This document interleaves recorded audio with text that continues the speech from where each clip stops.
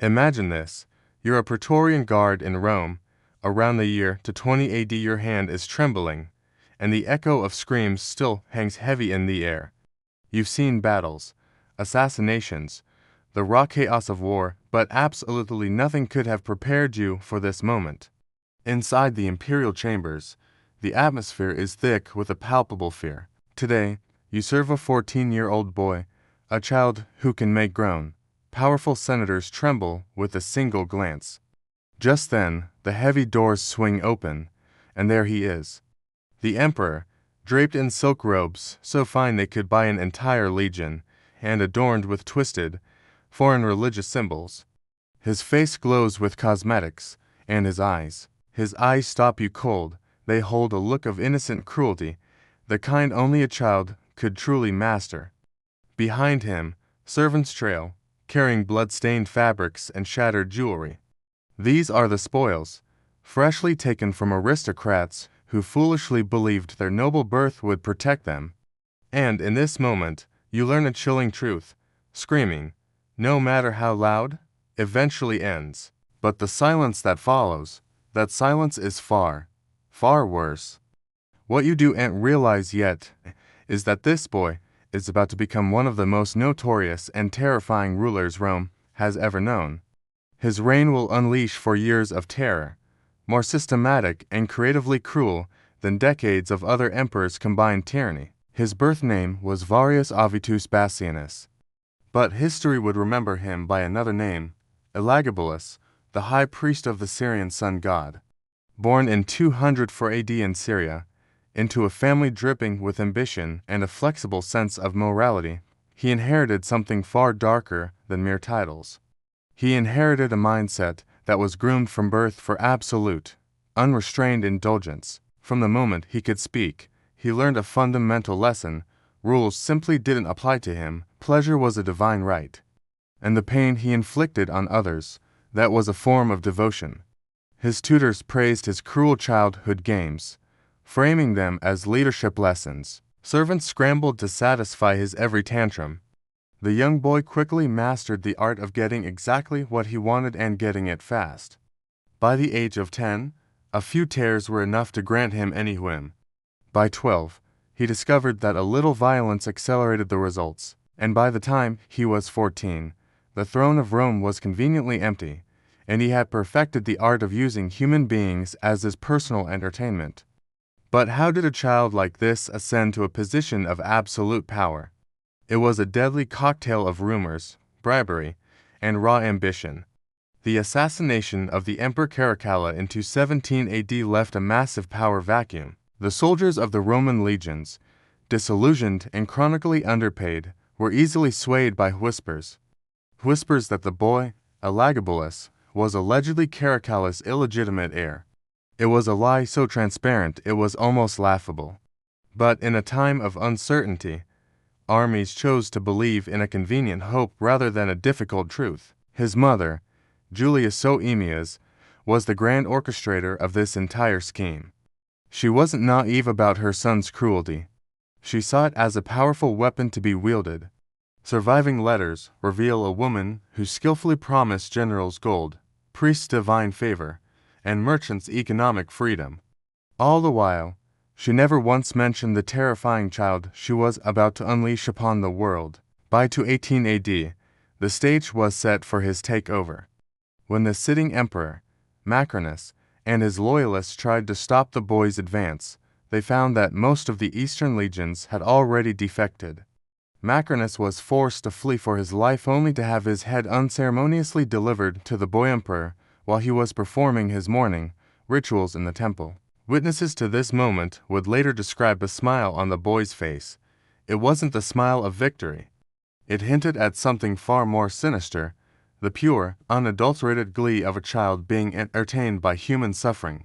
Elagabalus's very first decrees set the tone for his reign. The heads of his enemies were to be displayed around the temple. Prisoners were brought before him, not for any semblance of justice, but for his personal amusement. At first, the games were simple. He forced them to race or perform basic trials. He would reward the winners with freedom and gold, and punish the losers harshly, But that was just the beginning. Soon, he began modifying the games, adding bizarre obstacles, public humiliations, and punishments that had absolutely nothing to do with law or order. They were purely for spectacle, and all the while, the Syrian priests and his entourage encouraged this behavior, framing it as a form of divine expression. They were either oblivious to, or complicit in, the sadism that was blossoming within their boy emperor. This is the point where Rome, the heart of the civilized world, started to tremble, and yet, the worst was still to come. So, what happens when this boy brings his twisted rituals and his strange, foreign god to the very heart of Rome itself? What happens when the palace walls begin to echo with terror instead of order? That story is just beginning, and you will not believe what he does next. The road to Rome should have been a victory parade. Instead, it became something far more disturbing, a moving spectacle of excess, fear, and unchecked power. The new emperor, Elagabalus, didn't travel like a Roman. He refused chariots. Instead, he was carried in an elaborate litter, lifted by slaves selected not for their strength, but for their youth and appearance. To him, beauty wasn't something to be admired. It was a resource to be collected, displayed, and consumed. Every city along the route learned this quickly. Tributes were no longer measured in gold or grain. Governors were now expected to present their most attractive young citizens. These weren't volunteers, they weren't hostages. They were human offerings, torn from their families, and placed into the emperor's orbit as living decorations. Resistance was rare, fear did the convincing. For the soldiers escorting him, hardened veterans of blood and steel, this march was deeply unsettling. They were trained for war, rebellion, and assassination, but this felt different. Nights inside the imperial encampment were filled with whispers. His massive tent was divided into sections, sacred spaces dedicated to his eastern god, private chambers hidden behind thick curtains, and areas euphemistically referred to as instruction halls. There, selected youths were told what divine service truly required, obedience without limits. This was a 14-year-old with absolute authority, inventing his own morality as he went. When Elagabalus finally entered Rome, the transformation began immediately. The Palatine Palace, once shaped by emperors who valued discipline and restraint, was stripped of its identity. Traditional Roman shrines were demolished. In their place rose exotic temples inspired by Syrian religious architecture, drenched in color and symbolism that were completely foreign to Roman sensibilities. The walls were painted with imagery that shocked even the most seasoned courtiers. Altars depicted scenes that had no place in public life. Furniture arrived from the east, custom-built for purposes no one dared describe out loud. The palace staff was reorganized under a new set of rules. Some servants were chosen for their appearance, others were chosen for their silence. A third group existed only briefly assigned to intimate duties and then quietly erased. There were no trials, no punishments, just absence. Everyone understood the message. Survival depended on compliance, and memory itself could be rewritten by the emperor. But Elagabalus didn't keep his rituals behind closed doors. He dragged Rome's ruling class into them. Senators and foreign envoys would arrive expecting policy discussions and instead find themselves trapped inside bizarre ceremonies that blurred the line between governance and degradation. Refusal was not an option. Declining to participate meant being labeled an enemy of divine authority. Cooperation meant surrendering your dignity, piece by piece. These events were not impulsive acts of a teenager. They were planned with cold precision. Each ceremony introduced new elements, slowly escalating, as he watched to see who hesitated, who complied, and who finally broke. Rewards flowed to the obedient, promotions, wealth, and protection. Those who resisted didn't get a chance to argue again, they simply disappeared. Then, the focus of his attention shifted. The emperor turned his gaze toward the children of Rome's most powerful families. Imperial agents quietly compiled lists across the city, noting names, ages, appearances, and family alliances. Invitations soon followed. They were polite in tone, but absolute in their meaning. These were not honors, they were summons. Families faced an impossible choice: defy the emperor and risk total destruction, or comply and sacrifice what mattered most. Some families fled Rome entirely, others tried to bargain, but most failed. Many surrendered, convincing themselves that cooperation might somehow limit the damage. The children who returned were changed. Some never returned at all. Inside the palace, fear became institutional knowledge. Experienced courtiers coached newcomers on how to survive, what to say when to remain silent, what behaviors earned favor, and what mistakes guaranteed your removal. The emperor escalated again. Individual rituals became mass ceremonies involving dozens of people at once. Every detail was scheduled, equipment was prepared, physicians were stationed nearby, observers were ordered to record the outcomes. The Palatine Palace was no longer a seat of empire. It had become a system, a machine engineered for control, humiliation, and spectacle. And in doing so, Elagabalus made a fatal mistake. By targeting the children of Rome's elite, he created enemies who no longer feared losing their status, they now feared losing everything. When word spread of his next plan, a massive, empire-wide festival involving hundreds of participants, something inside Rome finally shifted. The city had endured many bad emperors before, but this one had gone too far. What happens when Rome's most powerful families stop complying? What happens when the soldiers and palace guards realize they were helping to destroy the very empire they swore to protect? Rome had never seen anything like this. The Palatine Palace, once a symbol of tradition and imperial dignity, had become a stage for one boy's twisted fantasies. This was the world of Elagabalus, and his ambition knew no limits.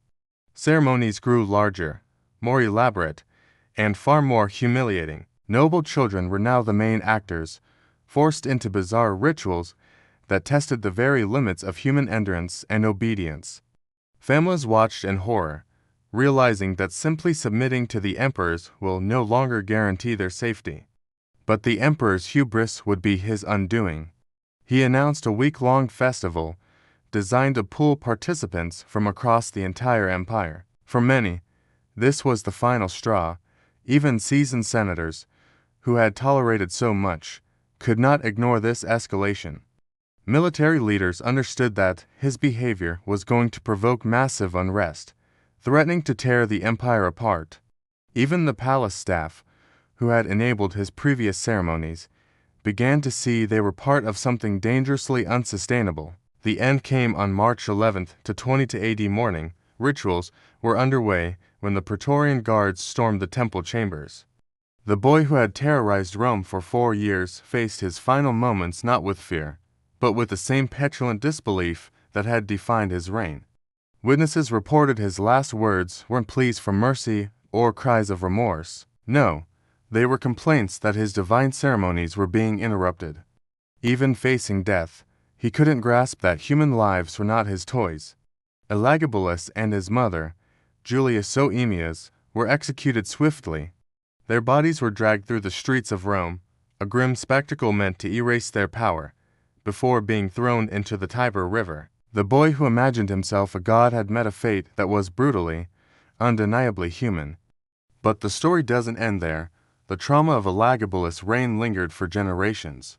Children who survived the emperor's rituals often grew into adults unable to form normal relationships. Senators carried a deep shame that shaped political decisions for years to come. His successor, Alexander Severus, spent years trying to restore traditional Roman values. He demolished palace chambers, destroyed records, and reassigned staff to distant provinces, all to prevent the knowledge of his predecessors' abuses from spreading. But psychological scars couldn't be so easily erased. Families became intensely protective of their children, learning that the emperor's favor could be more dangerous than his anger. Military protocols for vetting potential emperors were rewritten. Romans grew wary of the Eastern religious influences that had enabled such a systematic perversion of power. Some palace survivors withdrew entirely, retreating into religious devotion or isolation to cope with their trauma. The legacy of Elagabalus is a harsh lesson in the dangers of absolute power without a moral compass.